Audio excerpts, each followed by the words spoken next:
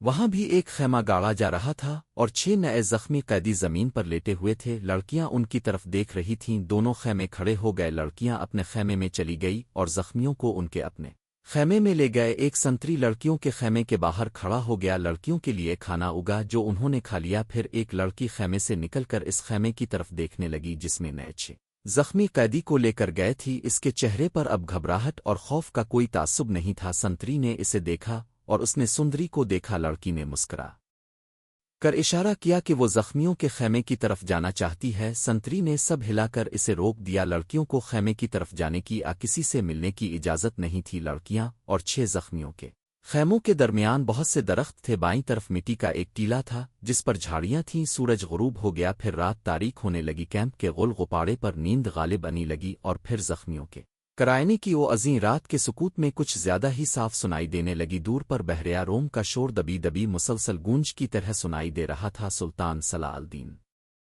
ایوبی کے اس جنگی کیمپ میں جاگنے والوں میں سے چند ایک سنتری تھے، وہ زخمی کہہ دے جنہیں زخم سونے نہیں دیتے تھے۔ صلاح الدین ایوبی کے خیمے کے اندر جن کا سما تھا وہاں کسی کو نیند نہیں آئی تھی۔ صلاح سلطان ایوبی کے 3 سالار اس کے پاس بیٹھے تھے اور باہر محافظ دستہ بیدار تھا۔ سلطان ایوبی نے ایک بار پھر کہا، علی بن سفیان ابھی تک نہیں آلف؟ اس کے لہجے میں تشویش تھی۔ اس نے کہا، اس کا قاصد بھی نہیں آلف، اگر کوئی گڑبڑ ہوتی تو اتنا الف چکی ہوتی۔ ایک سالار نے کہا، معلوم ہوتا ہے وہاں سب ٹھیک ہے، امید تو یہی رکھنی چاہیے۔ صلاح الدین ایوبی نے کہا، لیکن 50,000 کے لشکر نے بغاوت کر دی تو سنبھالنا مشکل ہو جائے گا، وہاں ہماری نفری 1,500 سوار اور 2,700 پیادہ ہے، ان کے مقابلے میں سوڈانی بہتر اور تجربہ کار عسکری ہیں اور وہ تعداد میں بھی بہت زیادہ ہیں۔ ناجی اور اس کے سازشی ٹولے کے خاتمے کے بعد بغاوت ممکن نظر نہیں آتی۔ ایک اور سالار نے کہا کہ قیادت کے بغیر سپاہی بغاوت نہیں کریں گے، پیش بندی ضروری ہے۔ صلاح الدین ایوبی نے کہا، لیکن علی الف جائے تو پیش بندی کس قسم کی جائے پتہ چلے گا۔ صلیبیوں کے روکنے کے لیے تو سلطان ایوبی خود الف تھا، لیکن دارالحکومت میں سوڈانی فوج کی بغاوت کا خطرہ تھا۔ علی بن سفیان کو سلطان ایوبی نے وہیں چھوڑ دیا تھا تاکہ وہ سوڈانی لشکر پر نظر رکھے اور بغاوت کو اپنے خصوصی فن سے دبانے کی کوشش کریں۔ اسے اب تک صلاح الدین ایوبی کے پاس الف کر وہاں کے احوال و کمائے بتانے تھے، مگر وہ نہیں الف تھا، جس سے سلطان ایوبی بے چین ہوا جا رہا تھا۔ وہ جب اپنے سالاروں کے ساتھ قاہرہ کی صورتحال کے متعلق باتیں کر رہا تھا،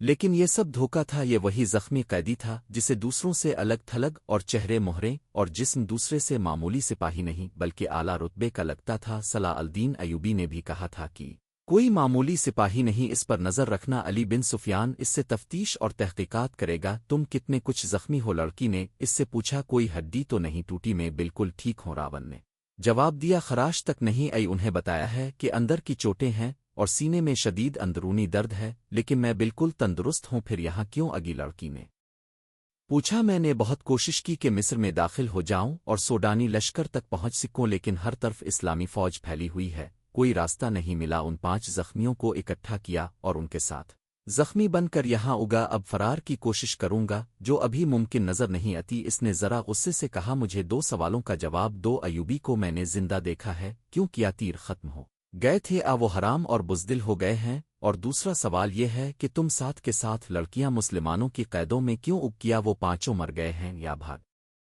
گئے ہیں؟ وہ زندہ ہیں رب۔ وہ بھی نے کہا، تم کہتے ہو کہ خدا کو ہماری کامیابی منظور ہے، لیکن میں کہتی ہوں کہ ہمارا خدا ہمیں کسی گناہ کی سزا دے رہا ہے۔ صلاح الدین اسی لیے زندہ ہے کہ تیر اس کے پاؤں کے درمیان ریت میں لگا تھا۔ کیا تیر کسی لڑکی نے چلایا تھا؟ رب نے پوچھا۔ کرسٹوفر کہاں تھا؟ اسی نے چلایا تھا، مگر کرسٹوفر کا تیر خطا گیا۔ راون نے حیرت سے تڑپ کر پوچھا، وہ کرسٹوفر جس کی تیر اندازی نے شاہ اگستس کو حیران کر دیا اور اس کی ذاتی تلوار انعام میں لی تھی؟ یہاں الف کر اس کا نشانہ اتنا جھک گیا کہ 6 فٹ لمبا اور 3 فٹ چوڑا۔ صلاح الدین اس کے تیر سے بچ گیا، بدبخت کے ہاتھ کانپ گئے ہوں گے۔ حوصلہ زیادہ تھا، مبین نے کہا، اور کرسٹوفر کہتا تھا کہ تیر کمان سے نکلنے ہی لگا تھا کہ کھلی ہوئی انکھ میں مچھر پڑ گیا، اسی حالت میں اس کا تیر نکل گیا۔ پھر کیا ہوا؟ جو ہونا چاہیے تھا، مبین نے کہا۔ صلاح الدین ساحل پر گیا تھا تو اس کے ساتھ 3 کمانڈر اور 4 محافظوں کا دستہ تھا، وہ ہر طرف پھیل گئے۔ یہ تو ہماری خوش قسمتی تھی کہ علاقہ چٹانی تھا، کرسٹوں پر بچ کے نکل الف، اور پھر ہمیں اتنا وقت مل گیا کہ ترکش اور کمان ریت میں دبا کر اوپر اونٹ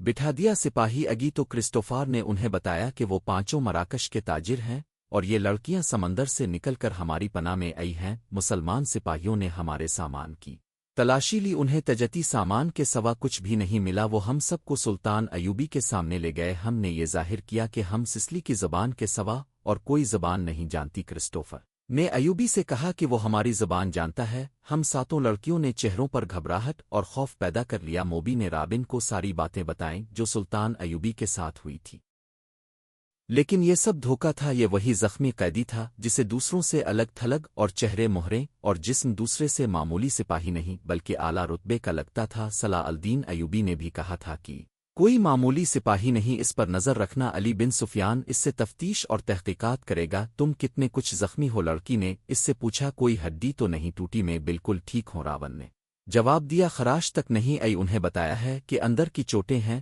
اور سینے میں شدید اندرونی درد ہے، لیکن میں بالکل تندرست ہوں۔ پھر یہاں کیوں آگی؟ لڑکی نے پوچھا۔ میں نے بہت کوشش کی کہ مصر میں داخل ہو جاؤں اور سوڈانی لشکر تک پہنچ سکوں، لیکن ہر طرف اسلامی فوج پھیلی ہوئی ہے، کوئی راستہ نہیں ملا۔ ان 5 زخمیوں کو اکٹھا کیا اور ان کے ساتھ زخمی بن کر یہاں اگا۔ اب فرار کی کوشش کروں گا جو ابھی ممکن نظر نہیں آتی۔ اس نے ذرا غصے سے کہا۔ مجھے 2 سوالوں کا جواب دو۔ ایوبی کو میں نے زندہ دیکھا ہے، کیوں کیا تیر ختم ہو گئے تھے؟ وہ حرام اور بزدل ہو گئے ہیں؟ اور دوسرا سوال یہ ہے کہ تم ساتھ کے ساتھ لڑکیاں مسلمانوں کی قیدوں میں کیوں اب کیا؟ وہ 5 مر گئے ہیں یا بھاگ گئے ہیں؟ وہ زندہ ہیں رب۔ وہ بھی نے کہا تم کہتے ہو کہ خدا کو ہماری کامیابی منظور ہے، لیکن میں کہتی ہوں کہ ہمارا خدا ہمیں کسی گناہ کی سزا دے رہا ہے۔ صلاح الدین اسی لیے زندہ ہے کہ تیر اس کے پاؤں کے درمیان ریت میں لگا تھا۔ کیا تیر کسی لڑکی نے چلایا تھا؟ رب نے پوچھا۔ کرسٹوفر کہاں تھا؟ اسی نے چلایا تھا، مگر کرسٹوفر کا تیر خطا گیا۔ راون نے حیرت سے تڑپ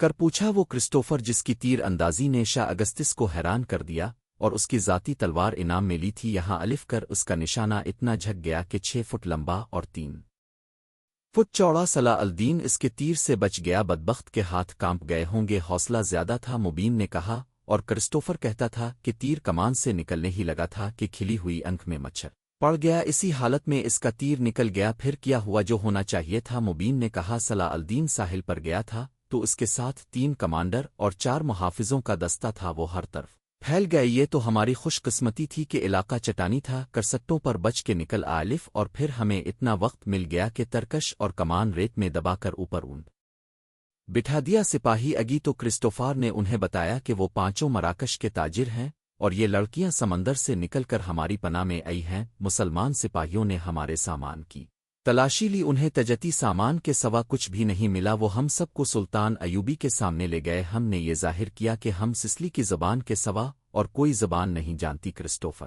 نے ایوبی سے کہا کہ وہ ہماری زبان جانتا ہے۔ ہم ساتوں لڑکیوں نے چہروں پر گھبراہٹ اور خوف پیدا کر لیا۔ موبی نے رابن کو ساری باتیں بتائیں جو سلطان ایوبی کے ساتھ ہوئی تھی۔